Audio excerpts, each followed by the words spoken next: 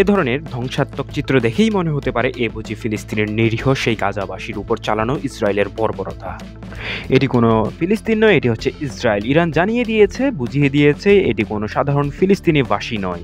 এখানে হামলা করলে তার আঘাত আসবে ভয়াবহ। ইসরায়েলের সকল ধরনের প্রতিরক্ষা ব্যবস্থাকে চূর্ণ বিচূর্ণ করে দেওয়ার দাবি জানিয়েছে আইআরজিসি অর্থাৎ ইরানের সামরিক বাহিনী। এই মুহূর্তে আইআরজিসির যে বক্তব্য সেটি যে যথেষ্ট তা প্রমাণিত হচ্ছে, কারণ এরই মধ্যে কিন্তু হন্তদন্ত হয়ে ছুটতে শুরু করেছে ইসরায়েলি বাহিনী। এই মুহূর্তে নাকানি চুবানি খেয়ে যুদ্ধের ময়দানে এখন তারা ছোটাছুটি করছে জাতিসংঘের ময়দানে।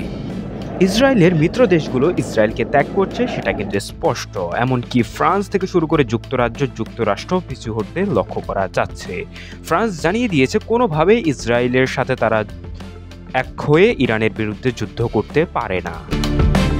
যুক্তরাষ্ট্র ইরানের আক্রমণ করার বিষয় নিয়ে আরও 2 সপ্তাহ ভাববে বলে জানিয়েছে ডোনাল্ড ট্রাম্প। এরই মধ্যেই কিন্তু চীন সহ উত্তর কোরিয়া, রাশিয়া প্রত্যেকটা দেশেই কিন্তু ইরানের পক্ষ নিয়ে ইসরায়েলের বিরোধিতা করছে কড়াভাবে। এমনকি দক্ষিণ কোরিয়ার কিম জং উন তিনি কিন্তু সরাসরি 10টি ক্ষেপণাস্ত্র হামলাও করেছেন। এরই মধ্যেই কিন্তু নড়ে চড়ে বসেছে ইসরায়েলি বাহিনী।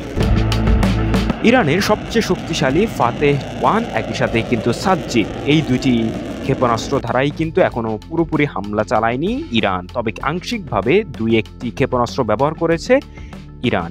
তাতেই কিন্তু চূর্ণ বিচূর্ণ হয়ে গেছে ইসরায়েলের সামরিক বাহিনীর সবচেয়ে শক্তিশালী প্রতিরক্ষা ব্যবস্থা আয়রন ডোম। জাতিসংঘে পাঠানো চিঠিতে ইসরায়েল সরাসরি জানিয়েছে তারা কিন্তু কোনোভাবেই আগ্রাসন চালানোর জন্য হামলা করেনি। তারা মূলত ইরানের যে পারমাণবিক বোমা উৎপাদনের কেন্দ্র সেটাকে লক্ষ্য করেই মূলত হামলা করেছে। তবে ইরান এখন সাধারণ নাগরিকদের বিরুদ্ধেও কিন্তু যুদ্ধ ঘোষণা করছে এমন একটা মতবাদ স্থাপন করেছে তারা। এতেই কিন্তু স্পষ্ট হয়ে যাচ্ছে ইসরায়েলের যে অক্ষমতা।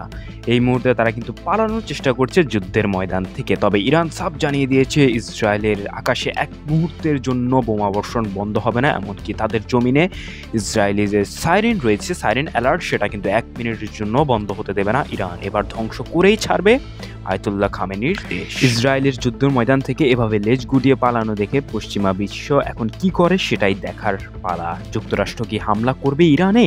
তাতে কিন্তু ভয়াবহ যুদ্ধ ছড়িয়ে যেতে পারে পুরো পৃথিবী জুড়ে।